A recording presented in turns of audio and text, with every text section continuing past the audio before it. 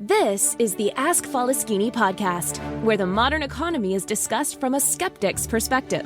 Mr. Faleskini helps you distinguish what is sustainable in our economy and what isn't. Not everything that glitters is gold, and not all mud is dirty. The podcaster Mr. Faleskini provides no-nonsense advice. He had it all, lost it all, went bankrupt multiple times, and is now attempting to come back from zero with sustainable growth.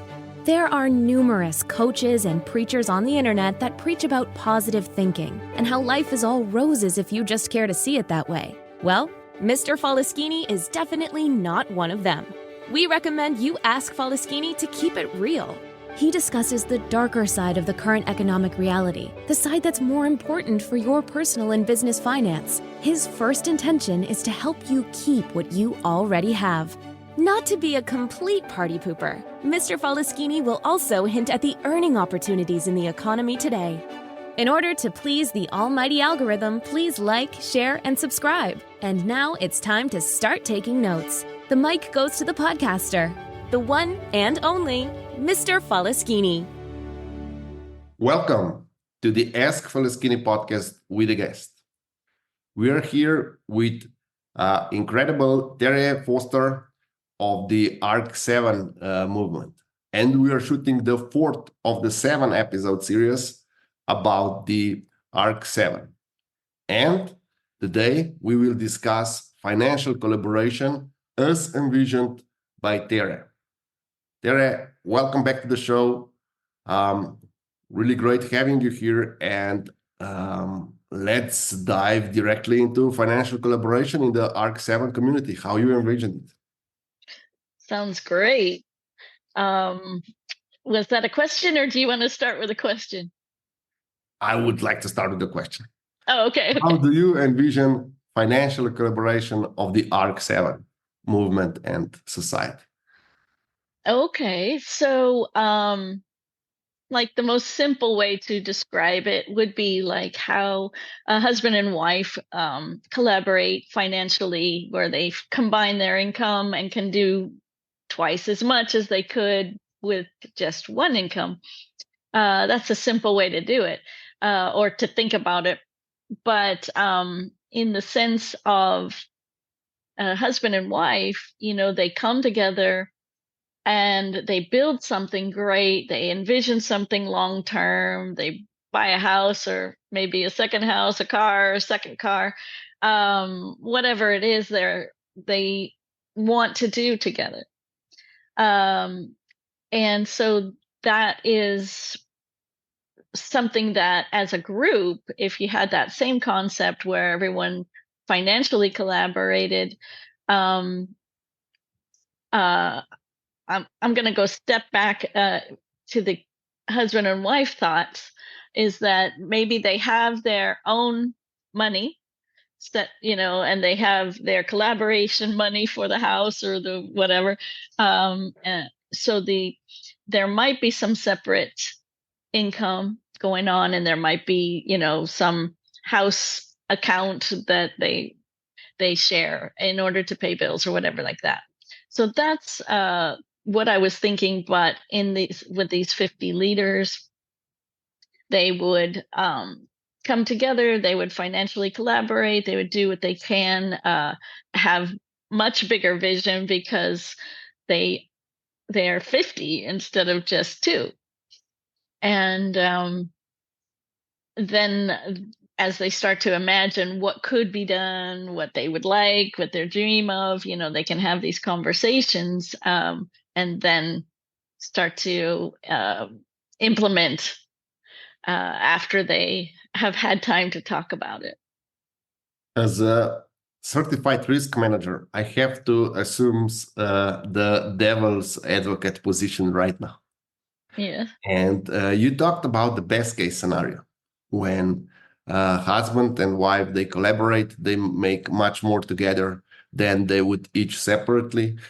Some expenses, as we know, are almost the same for one person or for 4 persons, especially if you have a house.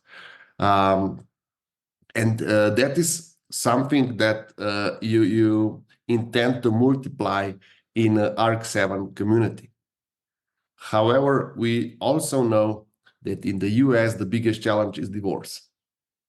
And we also know that ladies get much better settlements in the divorce procedures than I could argue with that one. Okay, I'm talking about the averages, not the specific cases. So you mentioned how people will pool their resources in order to grow, and everyone will be specialized, and they will be entitled to have their own budget within the ARC7 community. So I would imagine that this own budget is not just spending money for the movies and stuff like that, but it's also a safety net if they would decide to leave the community. Right. How do you feel about it? Did you consider it at all in your vision of the financial collaboration of the ARC7 community? Well, everybody needs to be free to come and go, right? And so there has to be some kind of, agreement from the beginning that when they want to go, that there's a way out, an instant or easy, maybe not instant, but easy exit agreement. Nobody wants to feel trapped, and but when you do, when you create anything, there is a long-term commitment. You can't just think that you're going to do well if you quit halfway through, or at any point before it has reached its fulfillment. The hard part in a marriage, obviously, is that you set something up to be this very long range growth, and you expect it to reach fulfillment, and then the relationship goes wrong, and that means your finances went wrong, and that is what made me feel like if there were more people involved, then people can come and go as they feel and they want to, without it being a complete collapse of that vision that they were working towards. So that's how does that sound to you? Just to me, it seems more resilient as a risk to have manager, more people. I agree that more people means lower risk. I 100% agree with that. However, your system that everyone can go and new people can come in only works until there's a higher demand for coming in than people going out. Because if everyone wants to leave, then you have a problem. Or if majority of the people will leave, then you have a problem. And especially if they will take their share out and you have to cash them out. And similar, if the money is not vested in property, in business and stuff like that, there's going to be a huge problem of just moving out, especially if you want to give them some kind of compensation for whatever contribution they did in the past for the community. Yes, it's true. And so you want to have people who see that and know that. And, you come in, even like in a marriage, you come in and you think you're going to stay forever, and then things change. Your heart changes, your ideals or your ideas or your vision for your life might change. And so much is resting on that emotional component. Your financial welfare is resting on, emotional things that change, that it has become clear that that's not a good way to do it. So if you instead rest it on financial goals, financial well-being, and commitments, just like any other commitment, a financial commitment, then you wouldn't be able to just exit a financial commitment very easily. There would be, fees for breaking the terminating early or whatever. We just have to set it up in a good way. where people just won't come in easily unless they intend to stay, and so that was it all has to do with how you plan it and how you write up agreements and make it easy, but not, let's say, not impossible to get out, but not so easy that everyone's leaving the project in a bad situation, financially floundering. You don't want that. Okay, I have another question that I believe is important, and especially if in legal firms they have a long vetting process before anyone can enter the partnership. Did you thought about that component, that a vetting process should be elaborated? Because if you vet people in the right way and they are vetted according to some standards, then you have much less problems down the line. Exactly right. If you are not open, like everyone can buy a share on a stock exchange, and if you are more close, like a partnership, then things might be, or they're at least what we see in the legal firms, they are much more durable and persistent to ups and downs. Right. Yes. I agree. So, first of all, in English, we say vetting. Yeah. Vetting. Wetting means to get someone wet with water. Yeah, sorry. Yeah. So vetting people, Yeah. that's a big part of the certification process. That's why it's so important. And that's why every single member has to go through that process, so that they're not coming in lightly or not aware of the gravity of the situation if they leave, or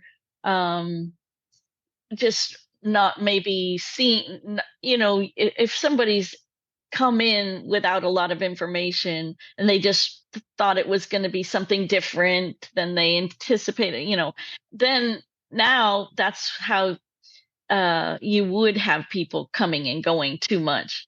But they have to come in and see the whole picture, be involved in the planning, be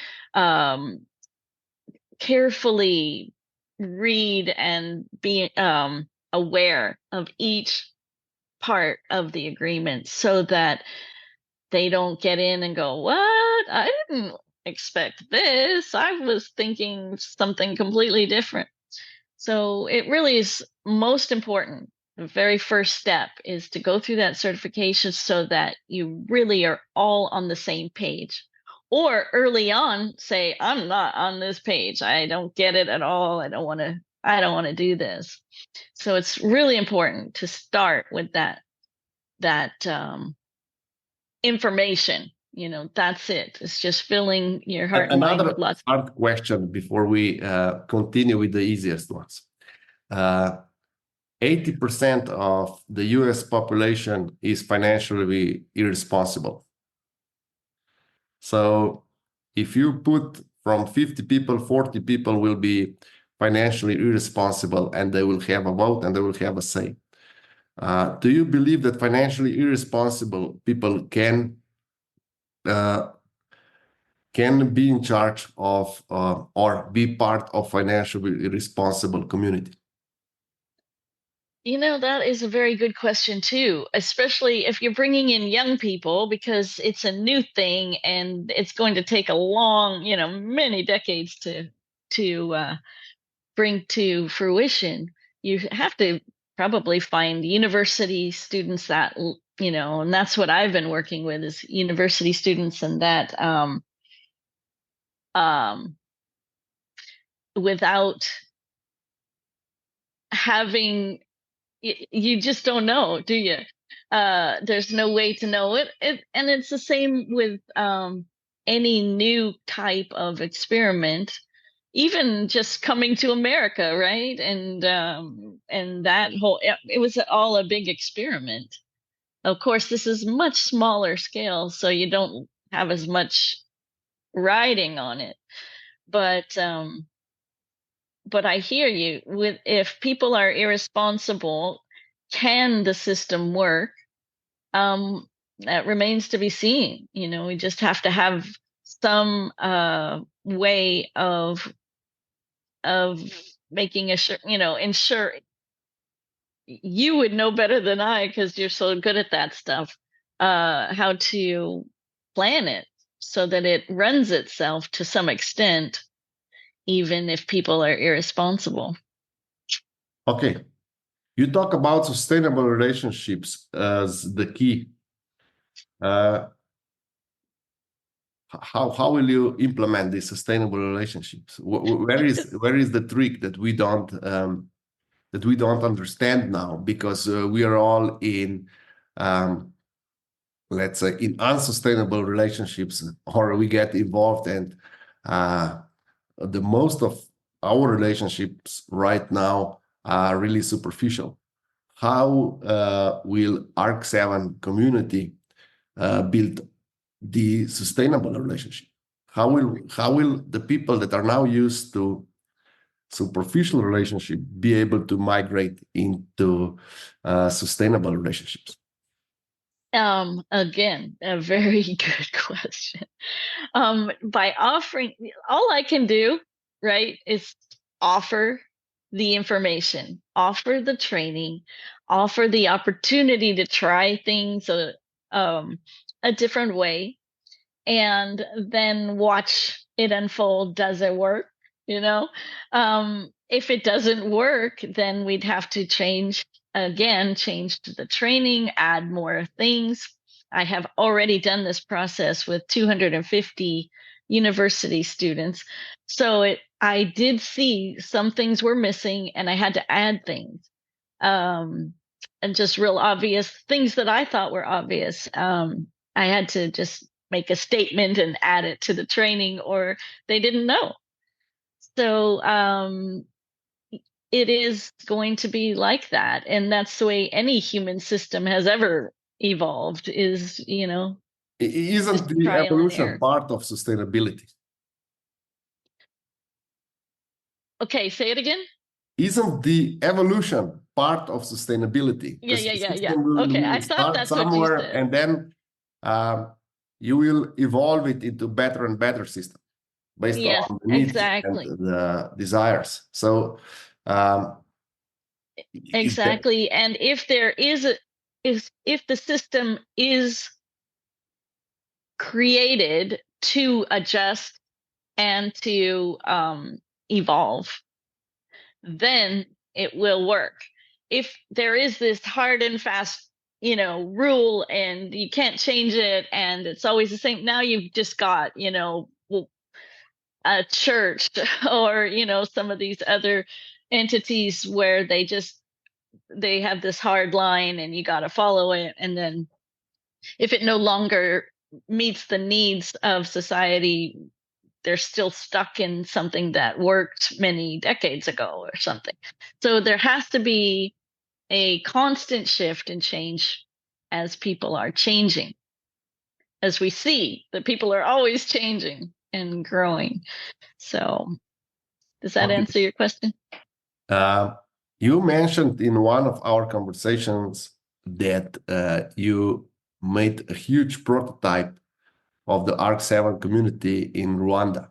Could you give us a little insight of why Rwanda would be a good prototype, and why there should be a good place to start with large-scale prototypes? Okay, so in Rwanda, they were willing to do the training. That's the only reason why I am working with Rwandans, is because so many of them jumped right in, and their friends invited more friends. And so now we have 250 people who have completed the training. And we started projects. We started a chicken farm, a restaurant, a hardware store, a grocery store, different things. Some were owned by one person and some were group efforts. We just, the only criteria really that Rwanda had that that they were able to meet that others didn't is that they just were willing to do the training. So it always comes back to that training because there's the ground that you're going to build on and that foundation.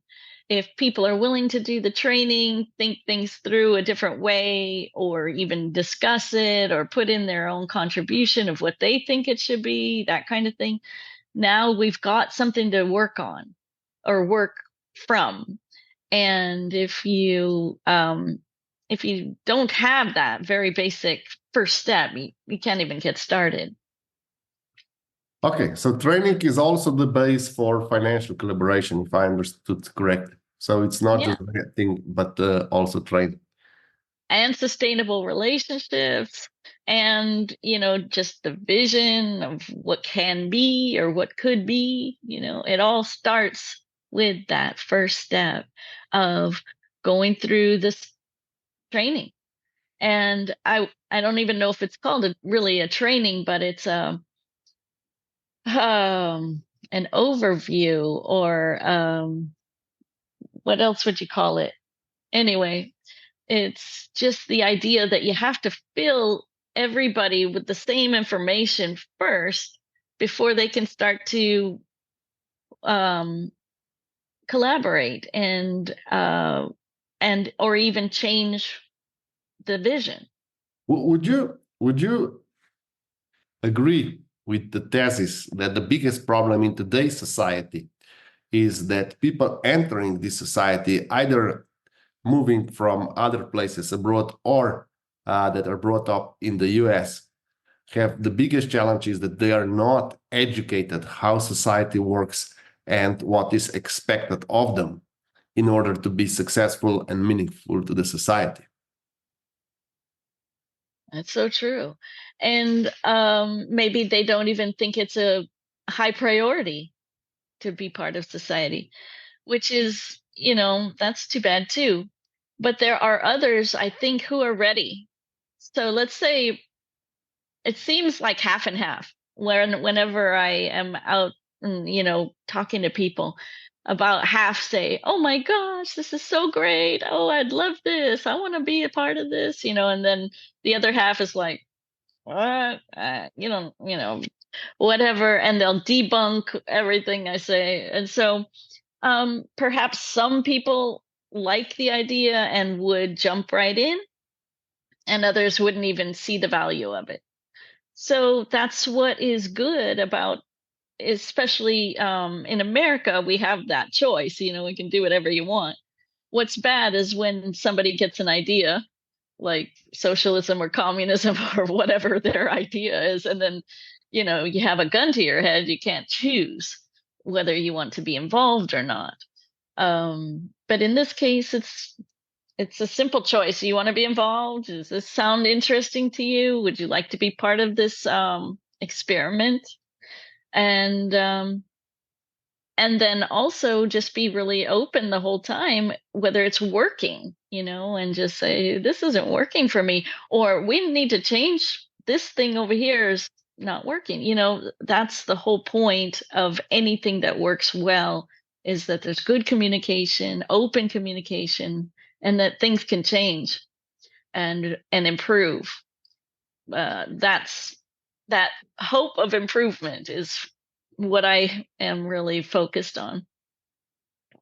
Thank you, Teré, for all these insights tonight. And I'm really looking forward to the fifth part of the 7th series next week. Thank you so much. This has been so exciting.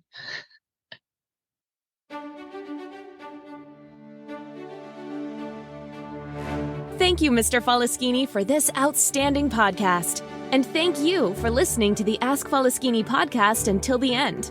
Mr. Faleskini would love to hear your feedback in the comments. And don't forget, if you want to know, ask Faleskini or listen to the Ask Faleskini podcast. In order to please the almighty algorithm, please don't forget to like, share, and subscribe.